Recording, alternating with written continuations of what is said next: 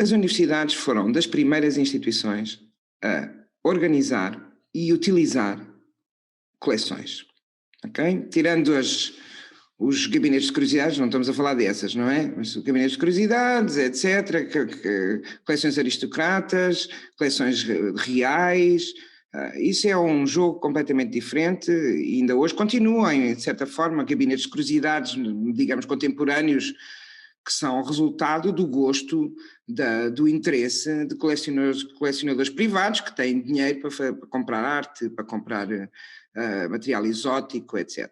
Do ponto de vista da acumulação de coleções para fins de conhecer, documentar o universo que nos rodeia, não é? A natureza, o planeta e até nós próprios, as universidades estão na linha da frente. As primeiras coleções são organizadas em Itália para apoio ao ensino da medicina e são coleções que hoje diríamos de botânica, mas a botânica é só inventada, digamos, mais tarde pelo Linneu, portanto não devemos dizer isso, e portanto são coleções que hoje chamaríamos jardim botânico e muitos deles ainda existem, não é? Nomeadamente até o primeiro, o Jardim Botânico de Pádua, mas nessa altura chamavam-se hortos médicos, não se chamavam jardins botânicos, lá está, por causa desta questão, mas elas são criadas, estes, enfim, canteiros eram plantados com plantas de interesse medicinal e terapêutico, para o quê? Para os alunos poderem olhar, estudar, ver o seu próprio, como é que as plantas se desenvolviam, o que era importante, se era a fruta, se era o fruto, se era a pétala, etc. Portanto, nas imediações das universidades são criadas estas primeiras coleções, primeiro vivas e depois deixam de ser vivas também porque as sementes, os frutos e até as próprias plantas secas em herbário eram preservadas de uns anos para os outros para os alunos, por razões práticas. Em paralelo, também medicina, há coleções que são criadas em torno dos teatros anatómicos. O Teatro Anatómico da Universidade de Pádua é criado em 1592, que é o primeiro de Pádua também. Aliás, Pádua devia ser património da humanidade. O jardim botânico da Universidade de Pádua é património da humanidade, mas o teatro anatómico, poucas pessoas sabem que existe, fica dentro de um palácio fantástico, chama-se Palazzo Bo. Já agora todos os ouvintes deste canal, quando forem a próxima vez que se puder ir, agora temos a Covid, não dá, mas quando puderem ir, o Palazzo Bo, B-O, quando forem a Pádua, existe lá dentro um anfiteatro anatómico, dentro de uma casa, não é? Um vértice de um cone dentro de uma casa invertido, e agora corta-se aqui a parte da extremidade do vértice do cone, e aí põe-se a mesa de dissecação, tá? E o cone é todo desenvolvido em espiral, todo em madeira, para onde os alunos podiam estar em pé, olhar para baixo. Portanto, essa coisa ainda hoje existe, pode ser visitada e constitui um testemunho incrível de como o património, as coleções eram organizadas em função do conhecimento.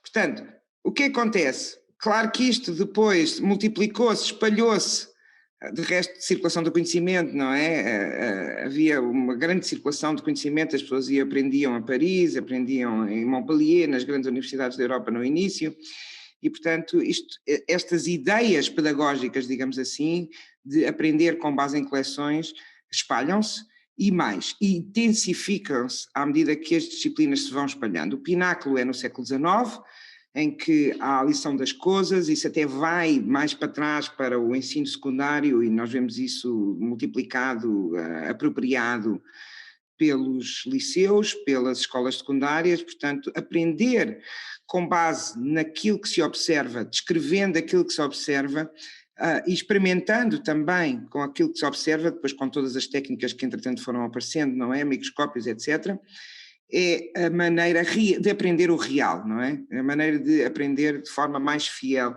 o real. E, portanto, houve um pináculo chamemos uma época de ouro das coleções e dos museus universitários, que foi no final do século XIX. A partir de meados do século XX, a ciência mudou muito, evoluiu, tornou-se mais micro, digamos assim. Por exemplo, todas as ciências ditas naturais viraram-se para o laboratório, virou-se para a biologia molecular, E, portanto, isso por um lado. Por outro lado, as técnicas pedagógicas também mudaram muito, foram mudando, não é? Quer dizer, as lanternas mágicas, todas aquelas técnicas, passou a ser substituído por filmes, nós deixou de ser tão interessante, quer dizer, isto não há uma descontinuidade, não é? De repente deixa-se de usar os objetos e os espécimes, mas começa-se a poder ser possível ver outras coisas que não estão aqui, acessibilidade através de filmes. Há projetos pedagógicos, etc., nos anos 60, que estimulam muito a utilização de filmes, de audiovisuais, etc., e não é só nas ciências, também é nas artes, e, portanto, há um certo declínio que começa a acontecer na utilização das coleções para fins de ensino e também para fins de investigação. Deixam de estar na moda, digamos assim. E, portanto, nos anos 80 dá-se aquilo que se chama uma crise, que é quando se percebe que muitas coisas já estavam abandonadas, em sótãos, empoeiradas, sem pessoal qualificado, ou já tinha morrido, ou já se tinha aposentado, ou as próprias carreiras naturalista, taxidermista foram todas descontinuadas. E, portanto, nos anos 80 há uma percepção, mais por parte de algumas pessoas sensíveis, não é? Não tanto pela parte dos reitores e da administração, isso vem depois. Mas há um conjunto, e juntamente com o setor dos museus, que se apercebem que, de facto, uma parte muito significativa do património de um determinado país estava preservado em universidades e as universidades não estavam a conseguir, por razões históricas, de tradição, falta de recursos humanos, mas também desenquadramento. Agora onde é que, quer dizer, onde é que a gente encaixa isto, onde é que a gente encaixa uma coleção de geologia, onde é que a gente encaixa uma coleção de petrologia, que sentido é que faz as universidades terem museus, não é? Portanto, todas essas questões se começam a colocar no final dos anos 80 e 90 e há um movimento internacional, primeiro ao nível dos países, e de resto o Brasil é dos primeiros países a criar associações de profissionais para a valorização do património universitário, dos museus e das coleções universitárias. O Fórum Brasileiro de Museus Universitários é criado, salvo erro, em 1992, portanto é dos primeiros. Estão a ver, é nesta altura em que se começa a perceber que, de facto, há aqui um desfazamento entre aquilo que é o centro do ensino e da investigação e aquilo que é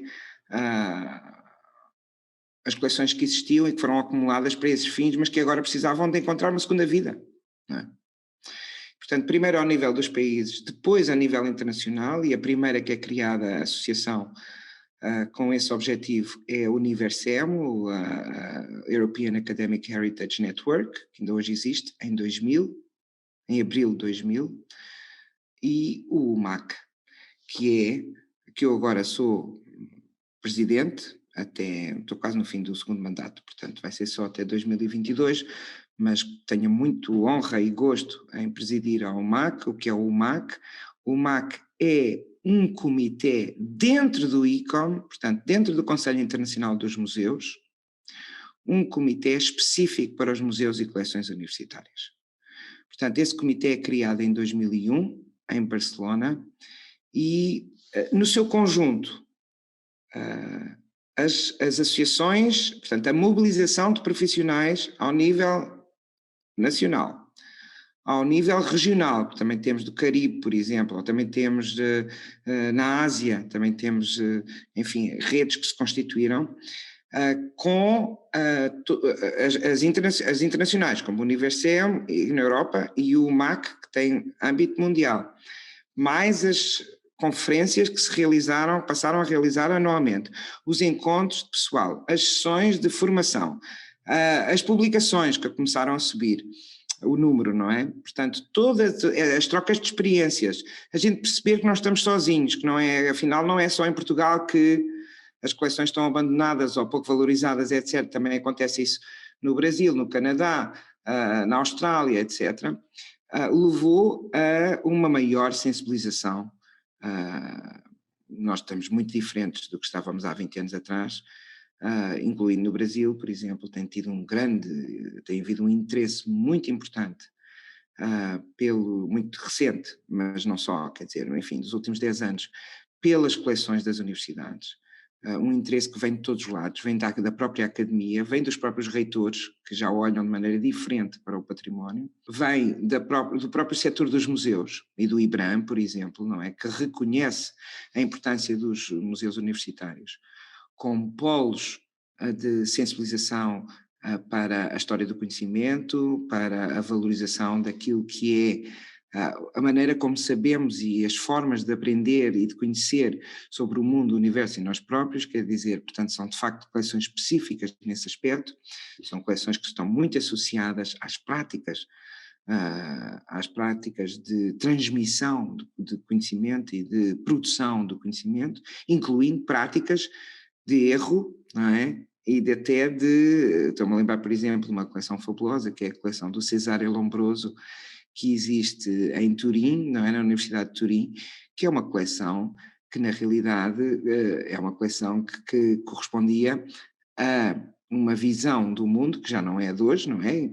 E havia uma hierarquia de humanos, não é? Com base na sua própria configuração e no tamanho, enfim, dos crânios e tudo isso, e que hoje é uma coleção que nos permite olhar para o passado, dar uma janela para o passado e perceber e problematizar questões de igualdade, questões de justiça social, questões de fraude científica, não é? Que não poderíamos, se ela tivesse sido deitada fora, como até estavam inicialmente a pensar, a Universidade de Turim, não queremos cá nada a ver com o Lombroso e tal. Portanto, são coleções muito especiais, são coleções que merecem a nossa atenção e que servem de facto para um espelho, eu diria até talvez um prisma, entre aquilo que é as maneiras de produção do conhecimento e de questionar a natureza sem certezas absolutas, quer no presente, quer no passado e até no futuro. Se você gostou, deixe o like, compartilhe e assine o canal. Para receber notificações de novos vídeos, clique no sininho.